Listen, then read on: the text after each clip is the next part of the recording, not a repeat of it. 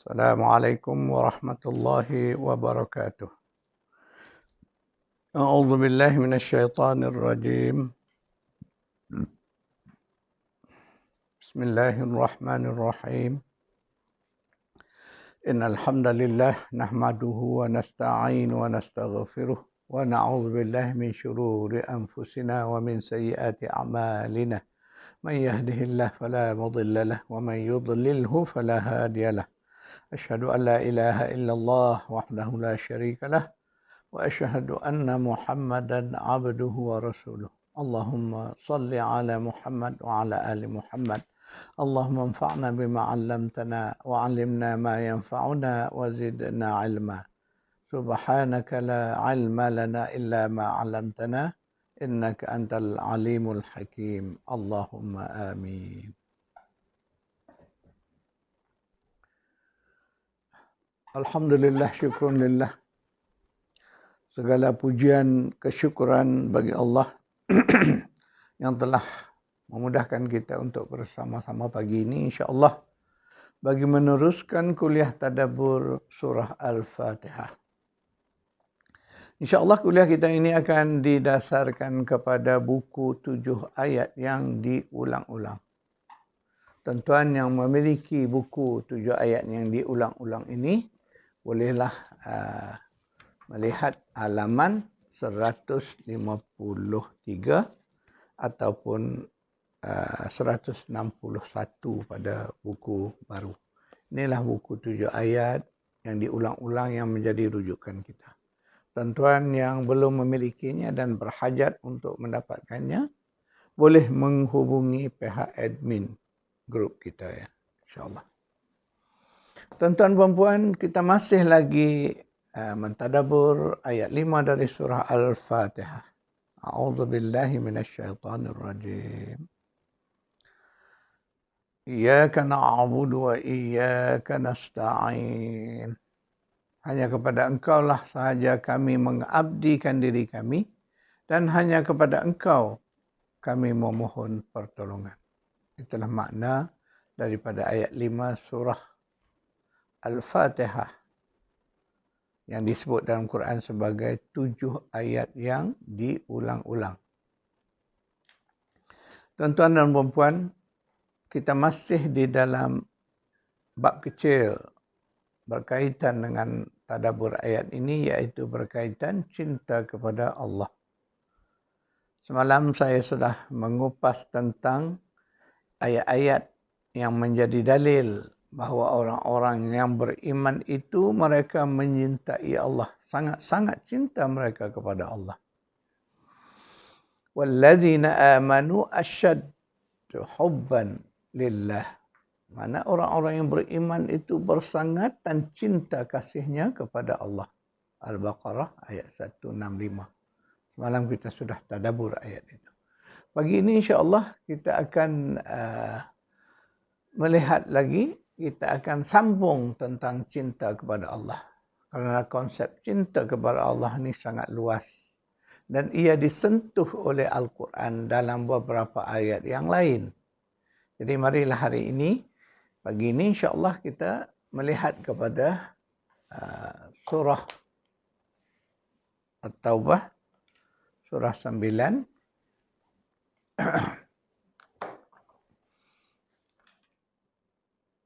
Ayat 24. Mari kita melihat surah 9 ayat 24.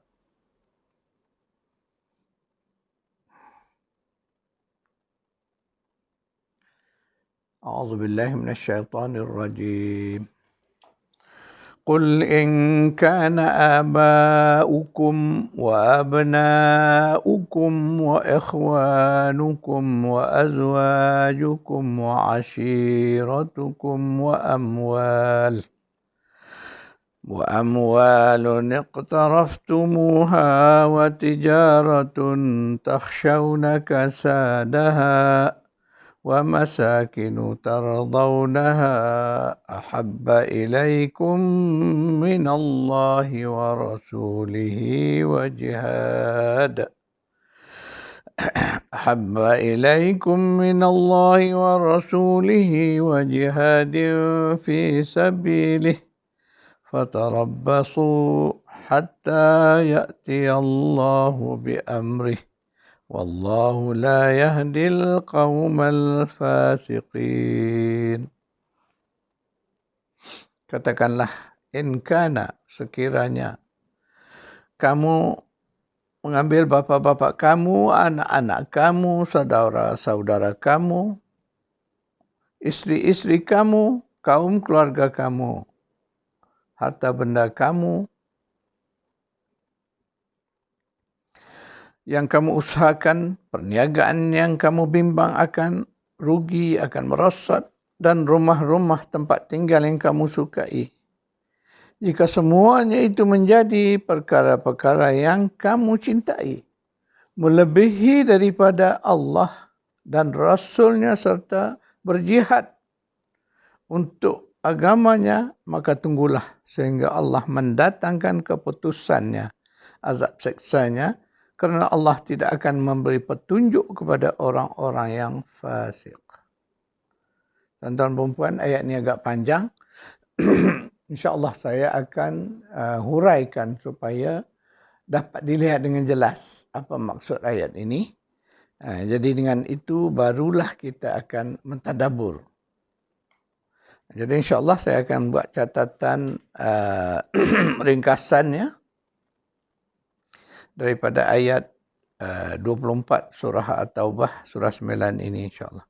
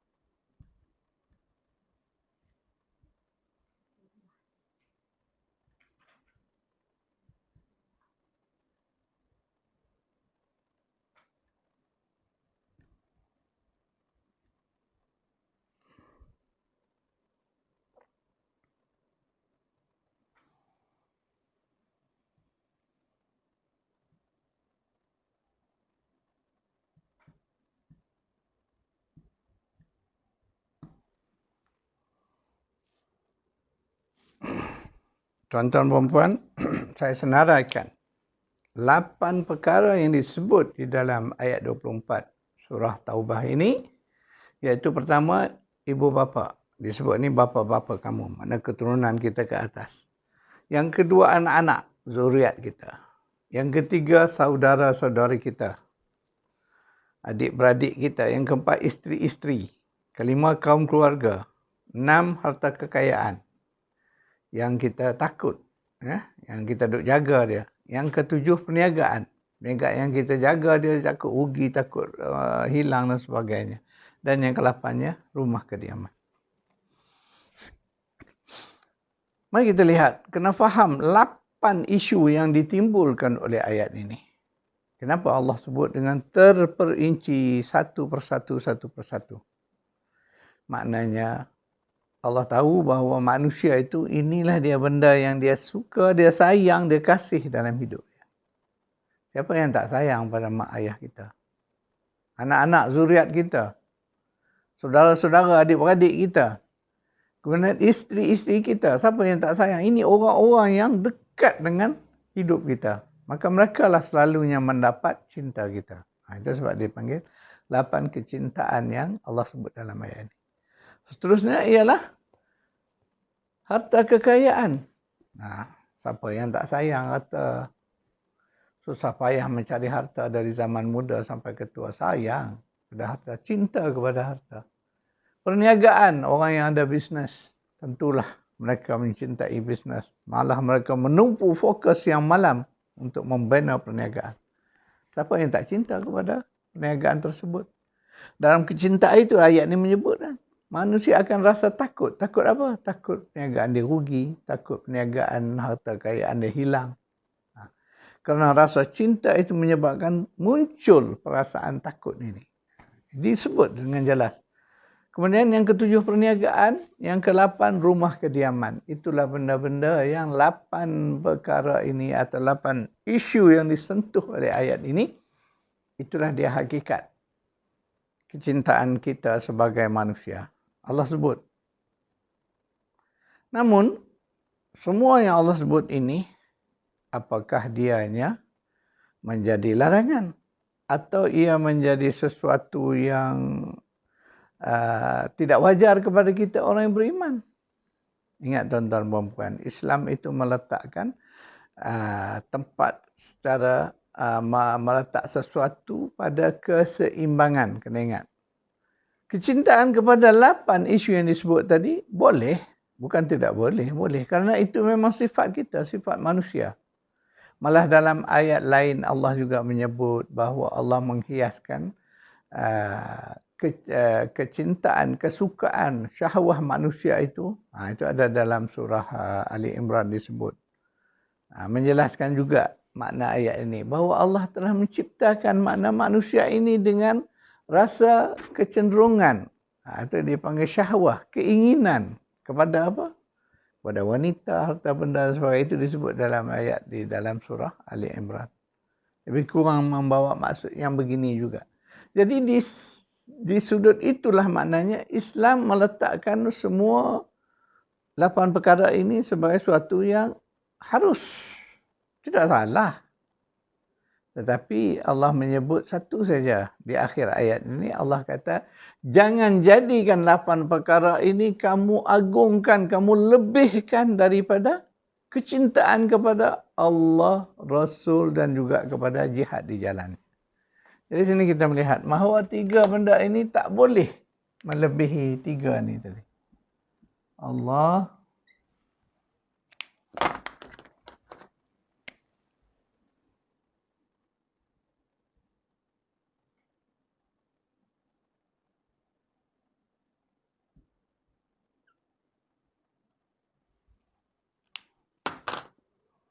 lapan perkara ini boleh kita cintai, tetapi tidak boleh melebihi cinta kita kepada 3, Allah, Rasul dan jihad di jalan Allah. Itu saja pesanan, mesej yang nak disampaikan oleh ayat 24 daripada surah At-Taubah ataupun surah 9 ini.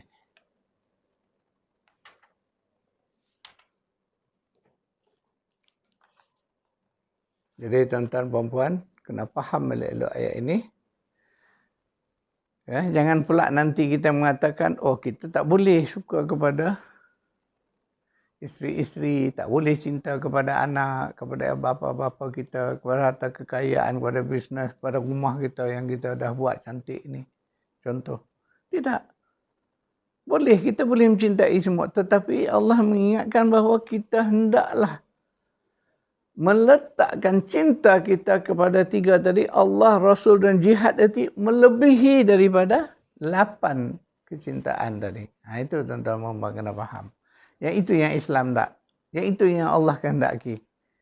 Sebab itu Allah tak biar kita. Kenapa Allah suruh kita mencintai dia, mencintai Rasulnya dan mencintai jihad di jalannya?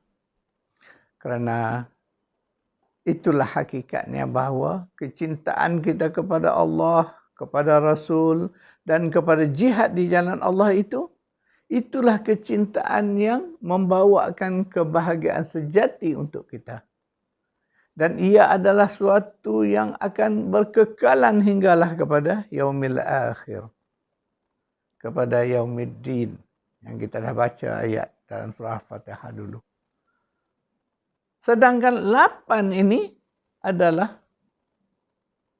kecintaan yang sangat terbatas. Karena ia adalah hal-hal kehidupan kita di dunia semata-mata. Ingat tuan-tuan perempuan, kita cintakan harta kekayaan. Bila kita dah meninggal, tak dapat bawa tuan-tuan perempuan. Rumah besar yang kita bina, dengan titik perlu dengan usaha fokus kita, sepenuh tenaga, bina rumah besar. Kita tinggalkan ke saat kita kembali kepada Allah. Dan yang akhirnya kita pergi kepada Allah. Sebab tu Allah ingatkan kita, kau kena cinta aku. Allah kata, kau kena cinta Rasul. Cinta kepada jihad. Kerana itulah yang akan menjadi tempat akhir kamu. Sedangkan 8 perkara yang disebutkan ini semuanya akan ditinggalkan. Dan mereka ini tidak dapat menolong kita di hari akhirat nanti. Sedangkan yang nak tolong kita Allah Subhanahu Wa Taala. Sebab itulah reason why. Kenapa Allah menyuruh kita meletakkan cinta kita kepada Allah, Rasul dan jihad melebihi daripada 8 isu yang disebutkan dalam ayat 24. Jadi tuan-tuan dan puan faham elok, itulah cara Al-Quran menceritakan. Maknanya 8 isu ni perkara yang mubah, harus, boleh, kita tak salah. Ini kena faham tuan-tuan dan puan. Makna bukan kita dilarang mencintai ini, tidak boleh. Tetapi jangan kita letak cinta kepada 8 ini melebihi daripada 3 tu. Daripada Allah, Rasul dan jihad. Faham tuan-tuan dan puan. Siapa yang tak sayang kepada anak, siapa yang tak sayang kepada isteri-isteri, kepada bapa, pada ahli-ahli keluarga kita, saudara mara kita, siapa yang tak sayang? Orang yang normal, waras, dia akan ada rasa sayang, rasa cinta kepada semua ini. Tetapi Allah mengingatkan, jangan sampai melebihi cinta kepada Allah dan Rasul. Itu dia panduan pedoman pada kita yang beriman. Alasannya ataupun asbabnya saya dah sebut tadi, kerana Allah, Rasul dan jihad itulah yang akan kita bawa sampai ke yaumil akhir. Sampai kepada fasa keempat daripada perjalanan jauh kita, iaitu kehidupan kedua di akhirat nanti. Dan di sana adalah kehidupan yang kekal abadi. Maka wajarlah kita letakkan seluruh cinta kita kepada hal-hal ini. Kerana sifat-sifat kelebihan keabadian akhirat itu. Itu dia punya. Sebab kalau Allah tidak pandu begini, selalunya kita ini akan terbabas dengan kecintaan kita kepada 8 perkara ini. Inilah yang melambang kecintaan duniawi. Jadi hal dunia kita diingatkan di dalam ayat satu ayat yang kita sudah baca pun beberapa hari lalu, bahawa wala tansa nasibaka minad dunya. Allah ingat, jangan kamu lupakan dunia. Maknanya janganlah kamu tak pedulikan apa perkara ni, tidak. Itu saya kata Islam tu berimbang. Keseimbangan Islam itu kita boleh mencintai 8 isu ni, tetapi jangan kecintaan itu melebihi sehingga kita lupa pada Allah, lupa pada Rasul, lupa nak berjihad kerana sayang anak harta kita. Itu yang tak dibenarkan. Kena faham baik-baik tuan-tuan. Sebab kalau salah faham nanti orang kata, apakah Islam itu menolak dunia? Tidak. Sebab dalilnya Allah kata, wala tansa nasibaka minad dunya. Jangan kamu lupa bahagian kamu daripada dunia. Jadi ayat itu mengingatkan kita bahawa dalam surah berapa? 28-77. Ayat yang wabtaghi fima atakallahu daral akhirah wala tansa nasibaka minad dunya. Di situ jelas membuktikan bahawa kita tidak mengatakan bahawa kita kena tolak 8 ini, tidak. Itulah nampak, lihat cara Allah kita. Bahawa kita boleh dibenarkan mencintai 8 isu ini, tetapi jangan melebihi. Jangan berlebihan sehingga kita meninggalkan 3 yang lebih utama, iaitu Allah, Rasul dan jihad di jalannya.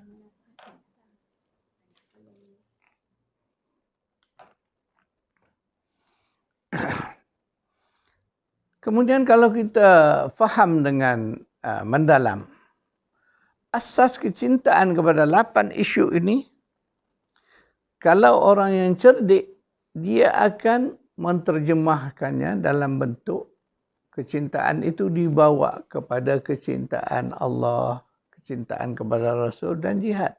8 benda ini adalah dunia, tetapi ia boleh dimanfaatkan. Sekiranya kita memanfaatkan 8 ini ke arah cinta kita kepada Allah, kepada jihad di jalannya. Contohnya kekayaan yang banyak kita gunakan untuk berinfak, kerana Allah sangat suka kepada orang-orang yang berinfak. Orang-orang yang berinfak dan sanggup mengorbankan harta benda ini, Allah angkat menjadi orang-orang yang muhsin. Orang-orang muhsinin. Maknanya dia tidaklah salah. Kekayaan, perniagaan yang besar maju, tetapi banyak harta diinfak untuk jihad di jalan Allah. Maka kecintaan ini akan ada manfaat dia, akan ada nilainya di sisi Allah. Kerana kita kaitkan dengan jihad di jalan Allah. Itulah. Sebab itu saya kata tuan-tuan perempuan, cara mana kita melihat dia? Sekiranya 8 isu yang ditimbulkan oleh ayat ini, kita manfaatkan untuk dijadikan modal dalam jihad kita kepada jalan Allah. Alhamdulillah, itulah yang terbaik tuan-tuan perempuan. Sebab harta kita ini, kalau tidak dibelanja kepada jalan Allah, dia tidak bermakna dan sia-sialah. Penat lelah kita selama ini mengumpul harta, tidak ada manfaat untuk kita. Akhirnya orang mengumpul harta kerana sayangnya kepada harta, dia tak sanggup nak membelanja harta dia walaupun untuk diri dia. Akhirnya dia tinggal sebagai harta pusaka kepada waris. Maka datang warisnya, wallahu alam, belum tentu mereka ini menggunakan harta ini dengan sebaik-baiknya. Sebab itu kita orang beriman digalakkan mencari harta. Kita digalak supaya kaya. Kenapa? Dengan kekayaan itu kita boleh pergi haji. Dengan kekayaan itu kita boleh mengeluarkan zakat. Dengan kekayaan itu kita boleh berinfak membangunkan projek-projek agama kita. Itulah kaedah yang terbaik. Jadi cinta harta itu harus dihalalkan ke arah sana. Ke arah jihad fi sabilillah.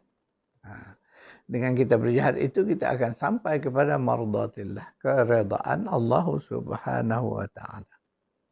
Jadi tuan-tuan puan-puan, begitulah caranya Al-Quran ini mendidik kita supaya kita dapat memanfaatkan apa saja yang Allah bagi di dunia ini ke arah mencintai Allah, mencintai Rasul dan mencintai jihad fi sabilillah. Jadi dengan itu barulah segala-gala yang kita anggap duniawi ini ada nilai ukhrawi. Jadi ingat tuan-tuan perempuan.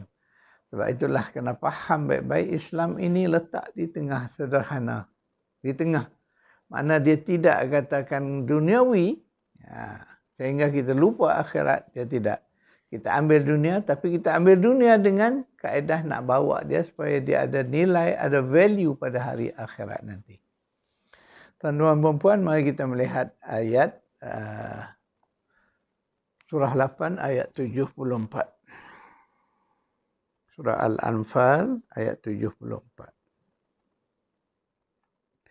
A'udzu billahi minasy syaithanir rajim.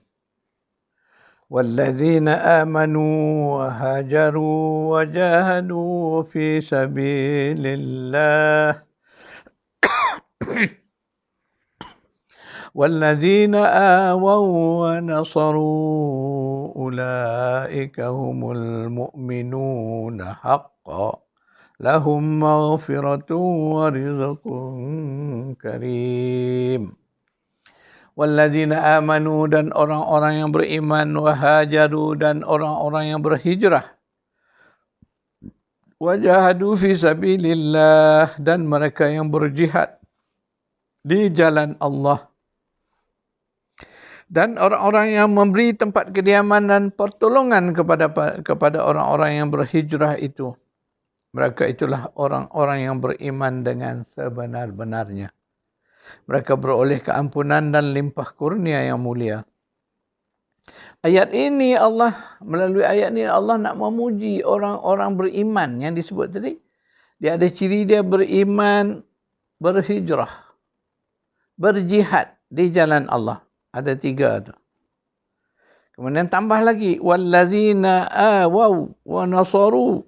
Mereka yang memberi tempat kediaman, membantu, menolong golongan muhajirin. Jadi ayat-ayat ni Allah cerita tentang kelompok yang disebut sebagai as-sabiqun al-awwalun.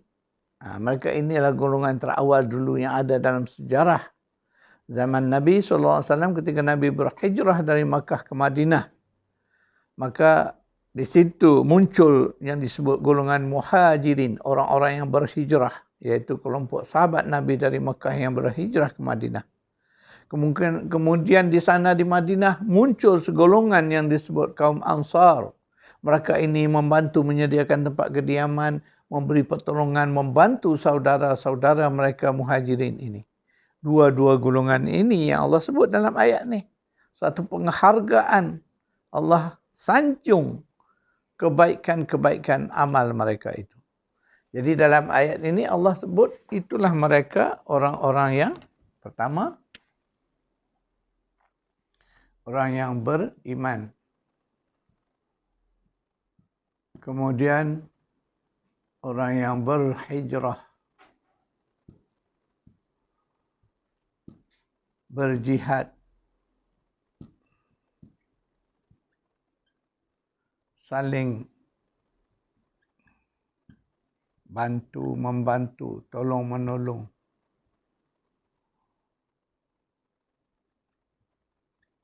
Wa awaw wa nasaru. Ini kualiti yang Allah sebut dalam ayat ini.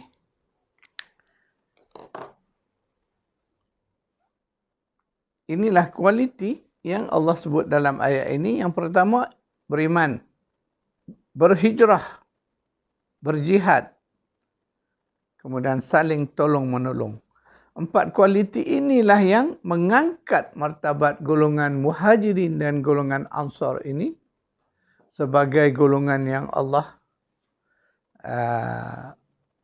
sebut bahawa mereka inilah orang-orang yang benar dakwaan iman mereka. Terbukti sudah. Jadi kita hari ini, umat di akhir zaman ini, kita kena menilai diri kita, bermuhasabah diri kita, kena lihat apakah kualiti yang Allah sebut tadi adakah pada kita. Beriman, insya-Allah kita dah beriman. Berhijrah, apakah kita sudah berhijrah? Mungkin banyak isu yang kita boleh tanyakan kepada diri kita. Itu kaedah bermuhasabah. Muhasabah tanya diri, aku ni sudahkah berhijrah? Dalam konteks hidup hari ini, hijrah ini tidaklah seperti yang terjadi di zaman Rasulullah SAW. Mungkin hijrah itu tidak kita meninggalkan negara kita, pergi ke negara lain.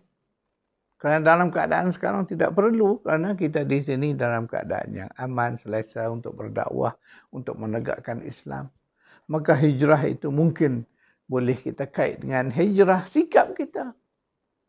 Contoh, hijrah yang paling asas yang kita kena laku ialah hijrah daripada zulumat ilan nur, dari kegelapan kepada cahaya.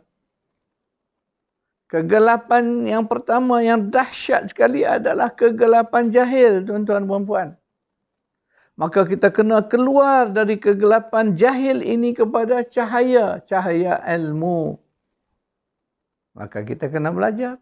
Maka Islam menetapkan belajar itu wajib. Menuntut ilmu wajib. Bukan isu sunat. Bukan isu harus, tuan-tuan dan puan kena faham. Kerana apa? Kerana Allah hendak kita keluar dari kegelapan kepada cahaya. Yang kedua, keluar dari kegelapan kufur, syirik kepada cahaya iman, cahaya tauhid. Itu hijrah yang kita kena buat dan kita kena semak. Diri kita, diri ahli keluarga kita, diri masyarakat kita, komuniti kita. Itu hijrah besar kita boleh buat sekarang. Mungkin kita tak perlu keluar dari daerah kita, tak perlu keluar dari negara kita.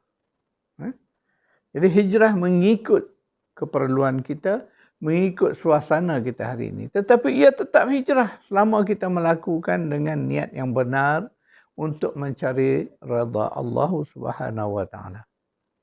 Seterusnya berjihad. Jihad ini Masya Allah luaslah pengertiannya. Sebelum ini saya dah menyebut jihad yang paling utama ialah yuqatiluna fi sabilillah, makna kita berperang di jalan Allah untuk menegakkan Islam. Itu jihad yang paling agung. Selain itu banyak lagi jihad lain. Sebab itu Rasulullah SAW pernah menyebut kepada Aisyah. Ketika Aisyah tanya, kami ni orang perempuan tak wajib berjihad. Apa yang kami nak dapat dari jihad? Rasulullah kata, jihad kamu ialah haji dan umrah.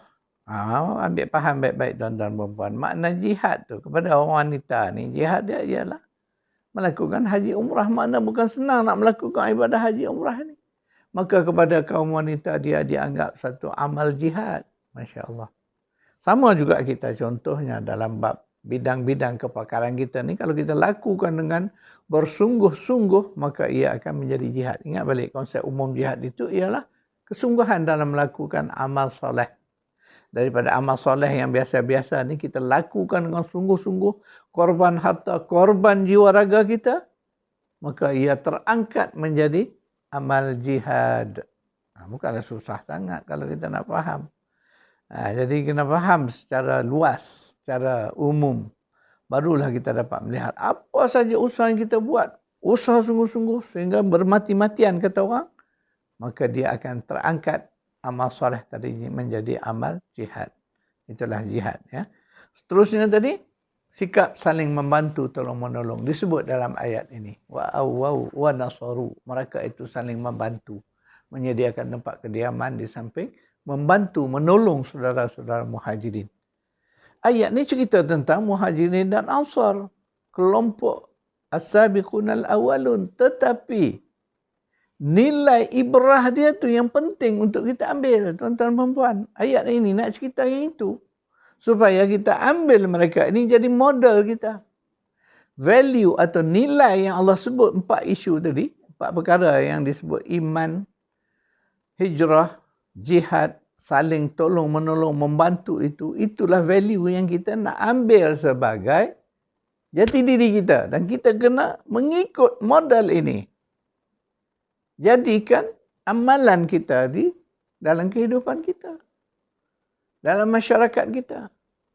Sebab 4-4 ini masih perlu dan masih relevan. Masih kita mampu melakukannya sekarang ini. Jadi itu isunya ayat ini, kena ambil faham. Maksud umumnya untuk itu. Supaya kita menjadikan mereka ini modal kita, ikutan kita. Ingat, para sahabat adalah modal kita. Sebab tu Nabi menyebut sahabat-sahabat ni umpama bintang-bintang.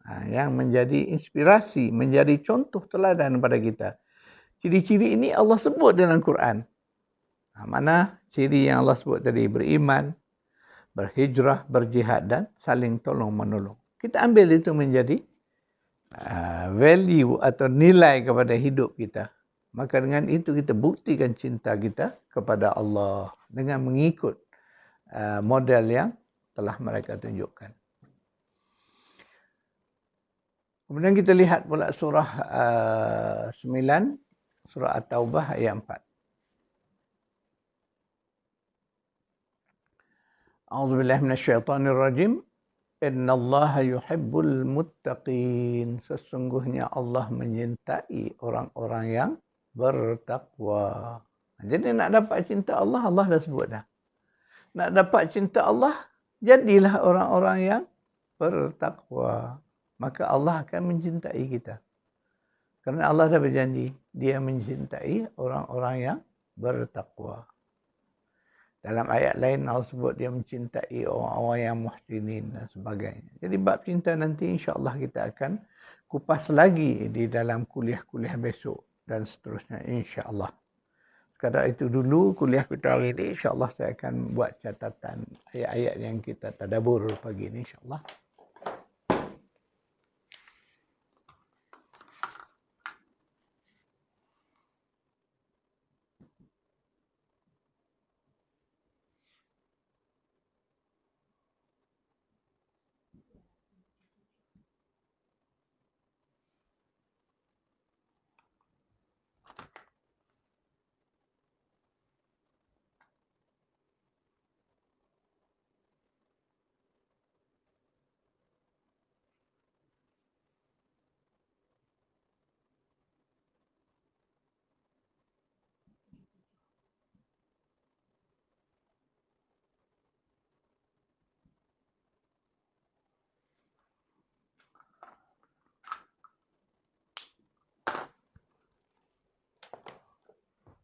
Itulah ayat-ayat yang kita tadabbur pada pagi ini. Jadi diharap tuan-tuan dapat mencatat dan manfaatkan balik ketika ada kelapangan untuk mengulang kaji kuliah kita pada pagi ini. Sekadar itu dulu, insya-Allah kita berjumpa lagi di esok hari. A'udzubillahi minasyaitonirrajim. Bismillahirrahmanirrahim. Alhamdulillahi rabbil alamin wassalatu wassalamu ala asyrafil anbiya'i wal mursalin wa ala alihi wa sahbihi ajma'in. Allahumma arhamna bil Qur'an waj'alhu lana imaman wa nuran wa hudan wa rahmah. Allahumma zakkirna minhuma نسينا وعلمنا منهما جهلنا وارزقنا تلاوته آناء الليل وأطراف النهار واجعله لنا حجة يا رب العالمين. ربنا آتنا في الدنيا حسنة وفي الآخرة حسنة وقنا عذاب النار. صلى الله على محمد وعلى آله وصحبه أجمعين والحمد لله رب العالمين.